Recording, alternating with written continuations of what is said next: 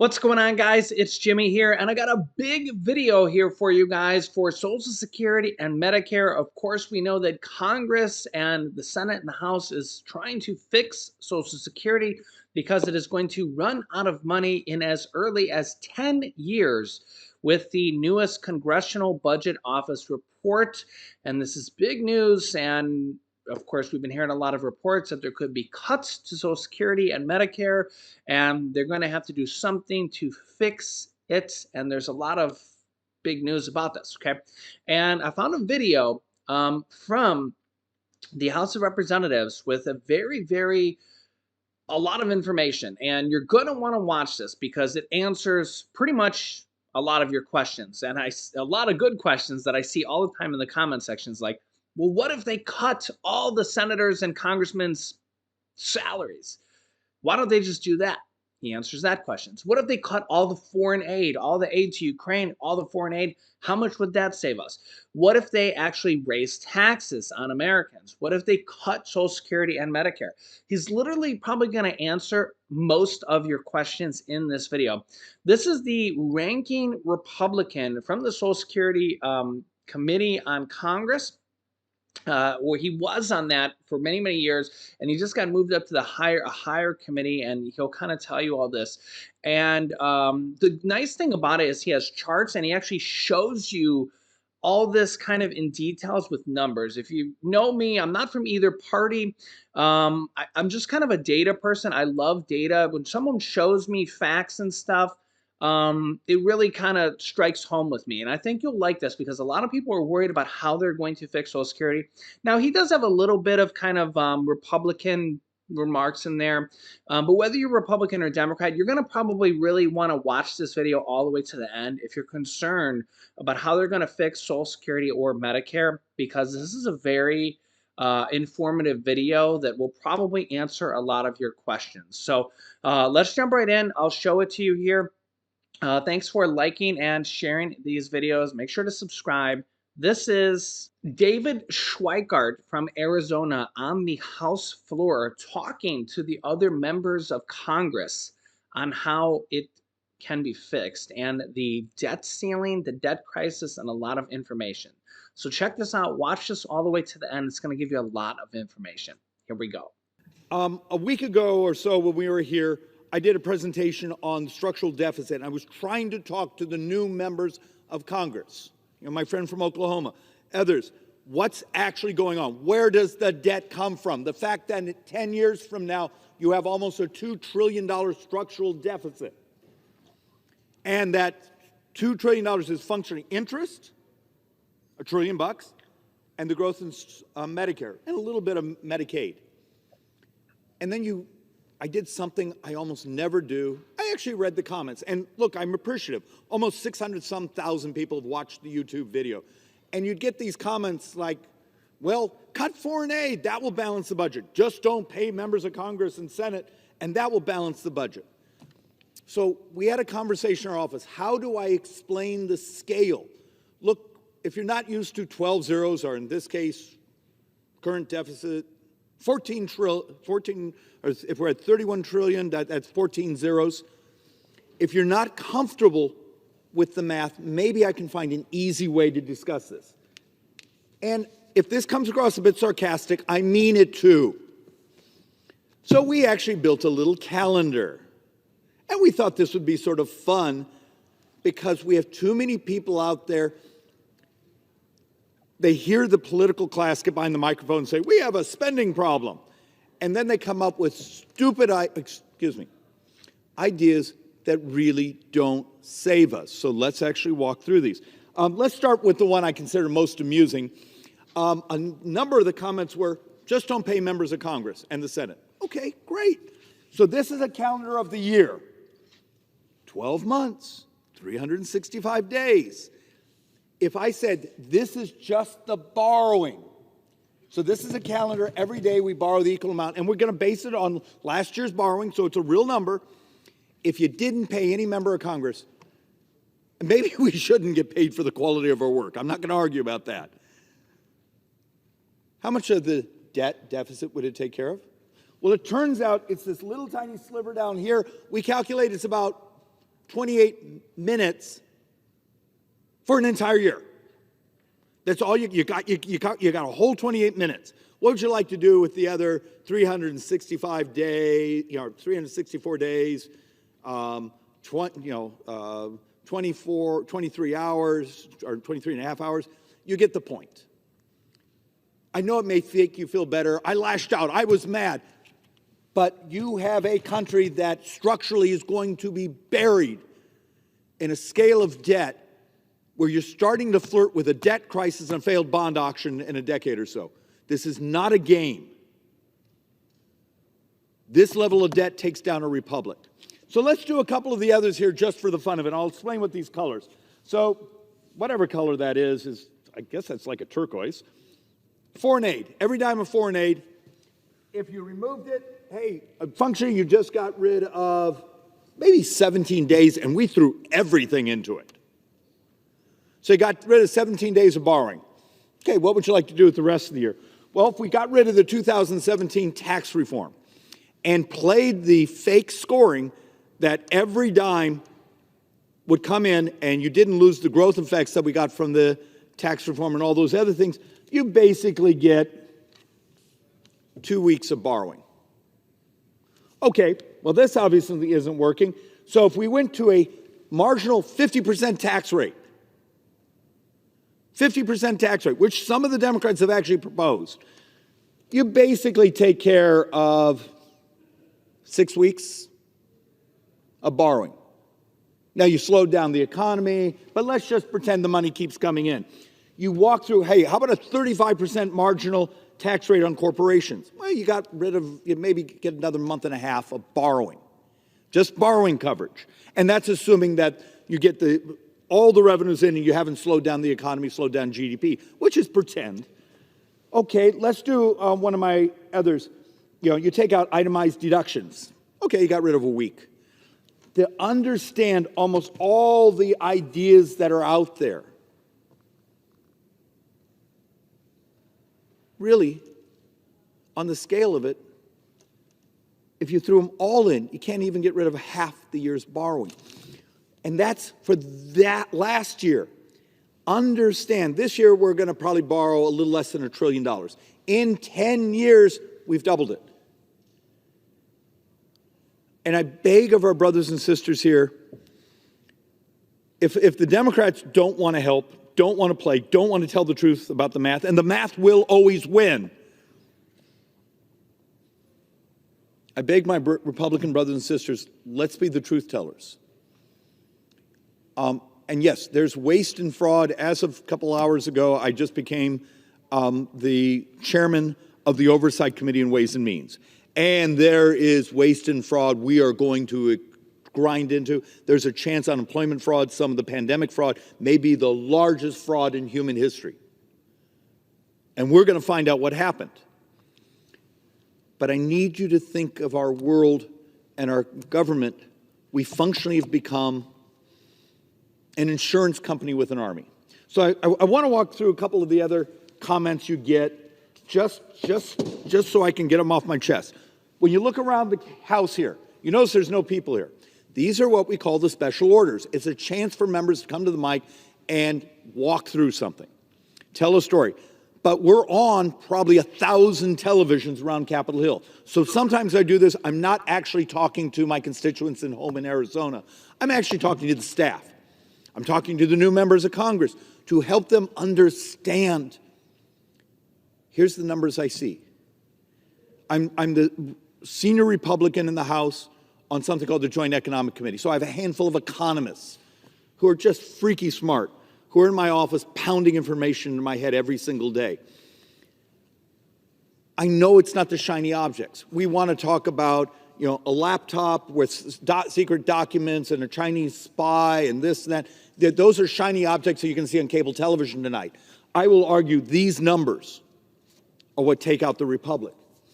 So let's actually go over some of the other comments I get over and over and over and over, particularly when I've talked about Social Security. And this is back to the cruelty the Democrats and the press have been doing this last 2 weeks, trying to light people's hair on fire with basically, what's the proper term? Oh yeah, lies. for the average American who's going into Social Security today. Remember, I keep seeing these comments, if I could just get all my money back. Okay. If you were willing to make a deal with the Republic saying if I gave you back all your money on Social Security and Medicare, would you sign up for that deal? Because we'd take it in a moment. Because when you see what you get back, you realize this is actually where much of the structural deficit comes from. And when people say, well, the money, there's no lockbox. You don't want it in a lockbox. You want it in T-bills so you get interest back. Social Security for years ran a surplus. That was building the trust fund because we had this demographic bubble coming called baby boomers. We saved and saved and saved and saved. And then a couple years ago, we started having more people move into retirement than functionally what they were paying, workers were paying. And so every month when the check goes out, you take the FICA income that's associated with the old age survivors system, the Social Security system, send that out, but we needed a little bit more. So Social Security would take its Treasury bill, present it to the Treasury would give them cash plus some interest. For many years, the interest rate was actually a spiff over higher what you would get on a market T-bill. The money wasn't stolen. It was put into T-bills, just like you might do with your extra savings. Stop making stuff up. So the average American, the typical retiring couple, let's do it that way because it's easier math, will receive, well, let's not do the Medicare number. Let's first do the Social Security. That couple, the average, over a lifetime of work, so this is 35 plus quarters, sometimes 40 quarters, will put in $625,000 in FICA on the Social Security portion of that tax. And they're going to get back a little under $700,000. So they make a little bit of money. Now, the reality, if you had put that money in your IRA or something like that, it would have been multiples of this. And if you remember, George Bush tried to have the conversation of taking, particularly young people, allowing them to take a sliver and put it in private accounts because it would have a much higher rate of return. And the Democrats and the unions went berserk on that. But now we can look back 25, 30 years, and it would have been a hell of a lot better today for Americans if we had done it. But the politics of it is the control freaks want to control your money. This is in inflation-adjusted dollars, so it's like for like. You get your money back, plus a small spiff on Social Security. You could have had a lot more if you put it in markets and other places, but you get your money back inflation-adjusted. Okay, that's not what drives the debt. Our problem on Social Security is our number of workers. It's Medicare. And this is hard to talk about, but math is math. And I know many people will come up to me, Schweiker, you can't talk about that. You're going to get unelected. I'm in one of the most competitive districts in America. But at least I'm in one of the best educated, smartest districts in America and understand whether you like me or not, I'm telling you the truth on the math. Here is the substantial portion that drives about 3/4 of all U.S. sovereign debt. The average couple in their lifetime of working will put in $161,000 into Medicare. Remember, the Medicare tax you pay as part of your FICA, your payroll tax, is just for the Part A, the hospital portion. The rest of the health care spending you get when you become 65 and are on Medicare comes out of the general fund. The average tax-paying couple put in that $161,000, and they're going to get back $522,000. And this number is based on sort of before the inflation cycle. We're working on some math, but I wasn't able to vet it, that the amount of money we expect in medical costs for our brothers and sisters on Medicare actually has gone up rather substantially, which that means when you say 161, 500 plus, that gap, now multiply that towards how many? 70 million Americans, 65 up, and the number grows with baby boomers? Because what, just the baby boom population is what, 76 million? You see the driver of U.S. sovereign debt. The solution is not cutting. The solution is having a revolution of the cost. Obamacare was a financing bill. It's who had to pay and who got subsidized. Actually, it was mostly about subsidizing. The Republican alternative actually spread out the actuarial numbers so you got some efficiencies, but it was still about who had to pay and who got subsidized. Medicare for All is all about subsidies, but those are financing bills. They don't touch the problem. The real problem is the cost of delivering healthcare services. And for people who might say, whoa, he's not giving us the solutions, go look at the probably 70 hours I have over the last few years on the floor here. Half those were bringing solutions. Most of my solutions are uncomfortable because they require disruptions. It's technology. It's the thing you can blow into that knows you have the flu and allowing it to prescribe. Taking on the big things, curing diseases. Turns out cures are remarkable at crashing the price of healthcare and just the basic morality of it. If diabetes is 33% of all healthcare spending, and there's chance out there that there's been some success in curing type 1 with a CRISPR-altered stem cell treatment, maybe it works, maybe it doesn't, but the literature right now says there's about 6 people who've been cured of type 1. We need to know this. We need to find out over the next decade, could it be for type 2? What do we do in the Farm Bill on nutrition support and everything else? Is that the possibility? Because if you could disrupt that cost, do you realize if you could disrupt just half of the diabetics cost in this country, you'd actually wipe out the substantial portion of the next 30 years' debt. These are moral, but they're also financial ideas, and we run away from them. It's almost easier for members of Congress to talk about cuts than it is to competition to disrupt business models.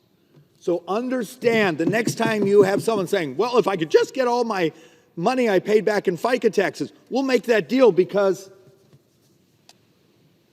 you're getting that couple is getting hundreds and hundreds and hundreds of thousands of dollars more than they put in. It's the math. Whether you feel that way or not, it's the math. And that's the primary driver of U.S. sovereign debt. Now, look, we made this deal. This is a societal contract. People worked their hearts out. They paid into FICA. We made a deal as a society. Our job as the brain trust here as members of Congress, we're going to figure out how to make this work. And you start to look at how fast these numbers are eroding. I've already said this a couple times, maybe seeing it on a board makes it easier. And I'm trying, one of the criticisms was too many of my boards had too many numbers on them. I'm trying to make them easier to read. Let me know if I'm succeeding, but I'm trying. This is a really simple chart. It basically says, here's where we are today.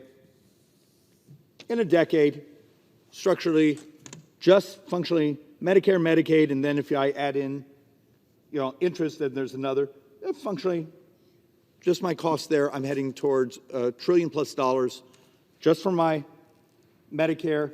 Medicaid adds another $250 billion of borrowing. And then somewhere in there, I have almost $1 trillion of interest. That's what I look like a decade from now. So people run around here and say, I'm going to cut and give you a 10-year balanced budget. Okay. Tell me what part of paying our bonds you're going to cut. That's $1 trillion of the deficit 10 years from now. You got to do that. All the people, you're going to default if you don't raise the debt ceiling. No, you're not. And I'll do another presentation in the coming weeks on stop making crap up. United States has plenty of cash flow to cover our sovereign debts and the majority of our earned entitlements. It's a lot of the discretionary we don't have enough cash for. These are big, complicated, and then to have, as I started with, the trite Democrats and the wanting an edge in the press, making it really hard to do something that's got to happen bipartisan. So what do you think about that? You can see the problem here with our debts and our spending, and the problem it's going to be going forward here. And fixing Social Security and Medicare, Medicaid, and our spending problem is going to be harder than what most people realize. So let me know your thoughts here in the comments. and I'll keep you up to date here with everything going on here in our country that you need to know about. So if you haven't yet, make sure to click the subscribe button down below and the bell icon so you don't miss out on new videos that come out here on our YouTube channel every day at 10 a.m., 3 p.m., and 8 p.m. Eastern Standard Time. Also, thanks for liking and sharing these videos with anybody that needs to hear this, because I'll keep you up to date with everything you need to know about here. Here's some videos you can watch next. You can click here to see a major warning for our country. And here is an announcement coming by the feds in less than 72 hours. So click on one of those videos next. Thanks for watching, guys, and I will see you in the next video.